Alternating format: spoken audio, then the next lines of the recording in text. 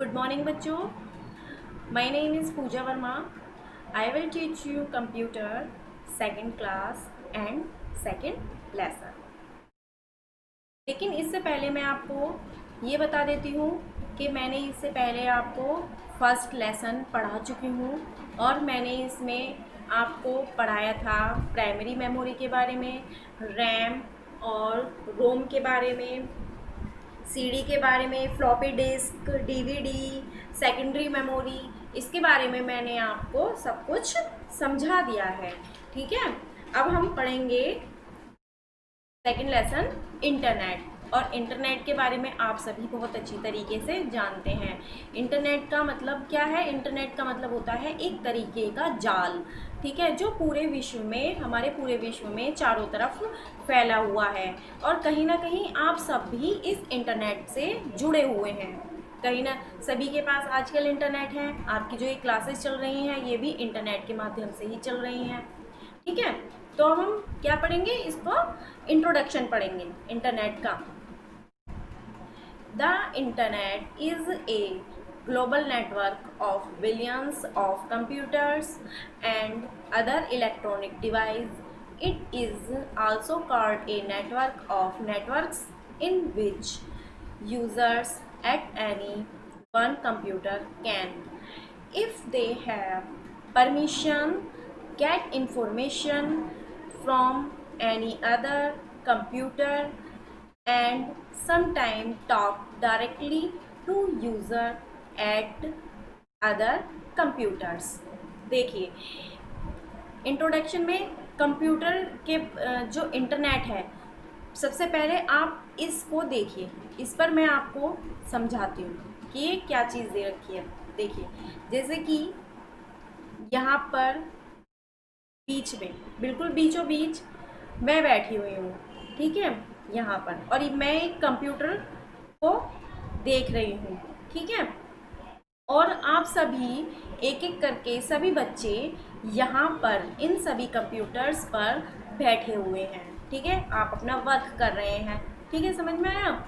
अब मैं, भाई इंटरनेट जुड़ा हुआ है, ये सब किससे जुड़े हुए हैं? एक दूसरे से, इंटरनेट से कनेक्ट है.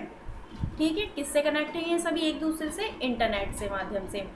अब मैं क्या करूँगी? मैं यहाँ पर बैठकर ये देख सकती हूँ कि जो यहाँ पर बच्चा बैठा हुआ है वो क्या काम कर रहा है और उसने कौन सा पेज खोल रखा है. ठीक है, या मैं यहाँ पर ये जो बच्चा बैठा हुआ है इसको देख सकती हूँ कि ये क्या काम कर रहा है, ये क्या काम कर रहे हैं ये, यानी कि मैं इन सभी को देख सकती हूँ कि ये क्या क्या काम कर रहे हैं. तो ये सब कुछ किसकी सहायता से हो रहा है? ये सब कुछ एक इंटरनेट की सहायता से हो रहा है. ठीक है, ये सब क्या है? एक दूसरे से कनेक्टेड है. कनेक्टेड मतलब जुड़े हुए हैं. ठीक है, अब हम इसका मीनिंग पढ़ेंगे. इंटरनेट अरबों कंप्यूटर और इलेक्ट्रॉनिक डिवाइस मतलब उपकरण का एक नेटवर्क है. इसे नेटवर्क का एक नेटवर्क कहते हैं. मतलब पूरे जो नेटवर्क है उसको पूरे को नेटवर्क बोला जाता है, जिसमें उपयोगकर्ता कौन होता है? यूज़र. जैसे कि मैं यहाँ पर बैठकर आप सबको देख रही हूँ या आप यहाँ पर काम कर रहे हैं, तो आप और मैं कौन हो गई? यूज़र. ठीक है, उपयोगकर्ता जो उस काम को कर रहा है, जिसके हाथ में वो सब पावर है, तो वो कहलाएगा यूज़र. ठीक है, जो उपयोगकर्ता किसी भी एक कंप्यूटर पर, अगर वह चाहे किसी अन्य कंप्यूटर से जानकारी प्राप्त कर सके या कभी भी डायरेक्टली किसी भी उपयोगकर्ता से वो बात भी कर सकता है. यानी कि जैसे कि मैंने बताया कि मैं कंप्यूटर पर देख सकती हूँ कि आप लोग क्या काम कर रहे हैं. ठीक है, या ईमेल या चैटिंग के द्वारा मैं इस कंप्यूटर से और आपसे बात भी कर सकती हूँ. ठीक है, अब पढ़ेंगे हिस्ट्री ऑफ इंटरनेट, यानी कि इंटरनेट की हिस्ट्री. क्या है history? The US department of defense led the foundation of the internet रफली 30 year ago with a network called ARPANET. यानी कि 30 साल पहले, कितने साल पहले? 30 साल पहले यूएस यानी कि अमेरिकी रक्षा विभाग ने इंटरनेट की नींव रखी और उसका नाम क्या रखा? अर्पानेट। ठीक है, सबसे पहले नेट का क्या नाम था? सबसे पहले नेट का नाम था अर्पानेट। और वो किसने चलाया? वो चलाया हमारा यूएस ने। यूएस मतलब अमेरिका ने। किसके लिए चलाया? रक्षा विभाग के लिए, डिफेंस लैब के लिए। ठीक है, रक्षा विभाग के लिए। ठीक है। In 1957, the US government formed the Advanced Research Project Agency ARPA, a segment of the Department of Defense. ARPANET was a network that connected major computers at the University of California at Los Angeles, the University of California at Santa Barbara, Stanford Research Institute and the University of Utah. ठीक है।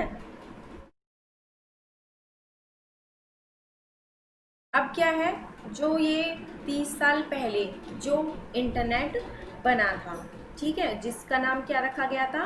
ARPANET. ठीक है, तो 1957 में अमेरिकी सरकार ने रक्षा विभाग के एक सेगमेंट में एडवांस रिसर्च प्रोजेक्ट एजेंसी, किसका नाम था? इसका नाम क्या था? Advance research project agency. ये अर्पा का फुल नेम है। ठीक है, तो उसका गठन किया गया, यानी कि यह संस्था कब बनाई गई? यह संस्था बनाई गई 1957 में। ठीक है, अर्पानेट एक अपार्टमेंट नेटवर्क था, यानी कि ये कैसा था? एक अर्पानेट। ठीक है, ये क्या था? एक अर्पानेट नेटवर्क था जो लॉस एंजलिस में कैलिफोर्निया विश्वविद्यालय में प्रमुख कंप्यूटर्स से जुड़ा हुआ था। ठीक है, सबसे पहले वो कहाँ पर? कैलिफोर्निया में कुछ कंप्यूटर से जुड़ा हुआ था। सांता बारबरा में कैलिफोर्निया विश्वविद्यालय, स्टैनफोर्ड अनुसंधान विज्ञान और यूटा विश्वविद्यालय भी इसी से ही जुड़े हुए थे। ठीक है, तो अर्पानेट से कौन कौन सी संस्थाएं जुड़ी हुई थी? सबसे पहले कैलिफोर्निया में लॉस एंजलिस, सांता बारबरा और research institute and university of Utah. ठीक है, ये सारी चीज़ें, ये सब जो इंस्टीट्यूट थे, ये सबसे पहले इसी से नेट से जोड़े गए। ठीक है, अब क्या है? With in a couple of year, यानी कि कुछ समय के बाद पश्चात several of other educational and research institutions join the network. कुछ समय के बाद और भी इंस्टीट्यूट आए और इंटरनेट से जुड़ गए। In response to the threat of nuclear attack, ARPANET was designed to allow continued communication if one or more sites were destroyed. अब क्या था? जो न्यूक्लियर अटैक जो होते हैं, ठीक है, परमाणु जो विस्फोट होते हैं, परमाणु जो अटैक होते हैं, उनसे रक्षा करने के लिए अमेरिका ने सोचा कि भाई कुछ ना कुछ तो करना पड़ेगा। तो उन्होंने सोचा न्यूक्लियर अटैक से बचने के लिए उन्होंने इसको एक ऐसी प्रणाली विकसित करी कि वो चाहे हमारे और जो दूसरी साइड है वो चाहे डिस्ट्रॉय हो जाए, लेकिन यह कभी भी हमारा डिस्ट्रॉय ना होगा। सही है, और इसको काम अपने साथ काम करने की भी अनुमति दी गई, यानी कि जो इंटरनेट है उसका प्रयोग इन्होंने न्यूक्लियर अटैक से बचाव के लिए किया। ठीक है, ARPANET serve only computer professionals, engineers and scientists who knew their way around its complex working।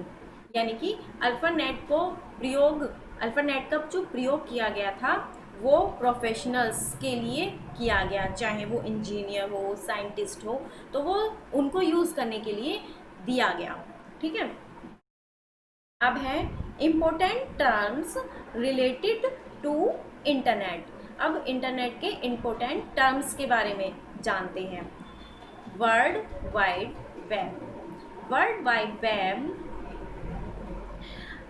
Abbreviated, world wide web abbreviated as WWW, यानी कि इसको हम क्या बोलते हैं, WWW।